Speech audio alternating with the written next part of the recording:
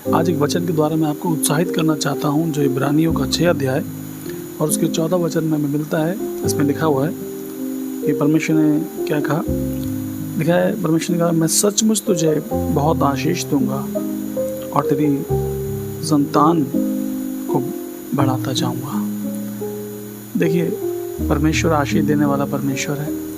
उसने आशीष देने के लिए आपको बुलाया है। आज चारों तरफ जहाँ भी आप नज़र घुमाइए, आपको हर जगह आप ये देखेंगे कि आपको आशीषों की बात बताई जा रही है। परमेश्वर आपको ये देना चाहता है, प्रभु आपको वो देना चाहता है। बहुत सारी आशीषों की चर्चा चारों तरफ है।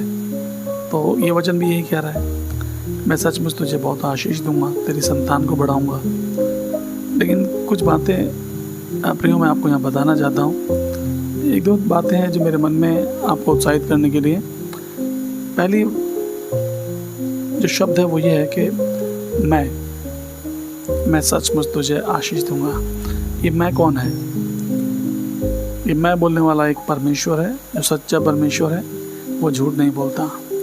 वचन में लिखा है कि जब मूसा को परमेश्वर ने जलती झाड़ी में दर्शन दिया और मूसा जब पास जाके देखने लगा, तो परमेश्वर ने उसको झाड़ी में से पुकार कर कहा कि मूसा, अपने पाँव से जूती उतार दे, क्योंकि जिस स्थान पर तो खड़ा है वो पवित्र है। और इस तरीके से परमेश्वर ने उसको बुलाहट दिया मिस्र में जाकर इजराइलियों का छुटकारा कराने के लिए। मालूम है मूसा ने क्या कहा? मूसा ने कहा कि अगर मैं वहाँ जाऊँ और वो मुझसे पूछें कि जिसने तुझे भेजा है उसका नाम क्या है, परमेश्वर ने कहा उनसे कहना मैं जो हूँ सो हूँ। मतलब परमेश्वर ने कहा मेरा नाम है मैं हूँ। तो यहाँ पर भी वो वचन कह रहा है कि मैं सचमुच तुझे आशीष दूंगा। प्रियो, आपको ये जानना है कि जिसने आपको बुलाया है, जिसने आपको ये वचन दिया है, वो सच्चा परमेश्वर है। वो वायदा करके मुकरता नहीं है। उसने अगर आपको कोई वचन दे दिया, कोई वायदा दे दिया, तो फिर चाहे कुछ भी क्यों ना हो जाए, वो आपको आशीष देगा। लेकिन हमें समझना ये है कि वो कौन सी आशीष की बात कर रहा है। कई बार हमें लगता है कि वो दुनियावी आशीषों की बात कर रहा है। क्या परमेश्वर दुनियावी आशीषें देता है कि नहीं देता? प्रभु देता है, सब कुछ देता है। पहले मेरे धर्म राज की खोज करो, तभी सारी वस्तुएं तुम्हें मिल जाएंगी। वचन में ऐसा लिखा है ना। और आज हम भी जब परमेश्वर के पास आते हैं तो हमारा मेन फोकस यही होता है कि हमें रोटी, कपड़ा, मकान, घर, गाड़ी, नाम, ये सब चीज़ें हमें मिल जाएं। तो क्या सचमुच परमेश्वर यही बोलना चाहता है? अब्राहम से परमेश्वर ने कहा, उत्पत्ति 15 अध्याय में यदि हम वचन में पढ़ें तो वहाँ आपको मिलेगा परमेश्वर ने अब्राहम को आशीषित किया।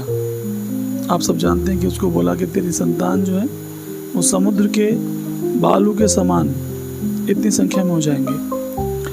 15 अध्याय उसके पहले वचन में लिखा है कि उन बातों के पश्चात यहोवा का यह वचन दर्शन में अब्राहम के पास पहुंचा, हे अब्राहम मत डर, तेरी ढाल और तेरा अत्यंत बड़ा प्रतिफल में हूँ। तो सच्ची आशीष क्या है? परमेश्वर कह रहा मैं तेरा बड़ा फल हूँ, मैं तेरी ढाल हूँ, तेरा अत्यंत बड़ा प्रतिफल मैं हूँ। God himself is the reward. God himself is the blessing for Abraham, and not only for Abraham but for you and for me.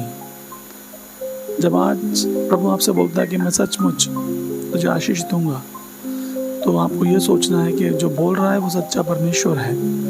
वो सचमुच आपको आशीष देगा। लेकिन आशीष है क्या? आशीष भौतिक वस्तुएं नहीं है। ये तो कुछ समय की हैं, कुछ दिनों के बाद ये खराब हो जाएंगी। इस संसार से आप कुछ भी लेके जाएंगे नहीं। तो क्या हमें इन सब बातों के लिए प्रार्थना नहीं करना? नहीं, प्रभु सब चीज़ें हमें देगा, लेकिन प्रभु हमारी ज़रूरत पूरी करेगा, वो हमारे लालच को पूरा नहीं करेगा। लेकिन हमारी सबसे बड़ी जो आशीष है वो केवल और केवल परमेश्वर स्वयं है। If God is for us then who can be against us. यदि परमेश्वर ही हमारे पास है तो फिर हमें कौन सी और आशीष चाहिए? अब्राहम से उसने यही कहा था कि तेरा प्रतिफल मैं हूँ, तेरा रिवॉर्ड मैं हूँ। मेरे प्रियो, परमेश्वर को परमेश्वर से मांग लें। यदि वो आपके जीवन में आ जाए तो बाकी सब चीज़ें अपने आप पूरी हो जाएंगी। God bless you. प्रभु आपको बहुत आशीष दे।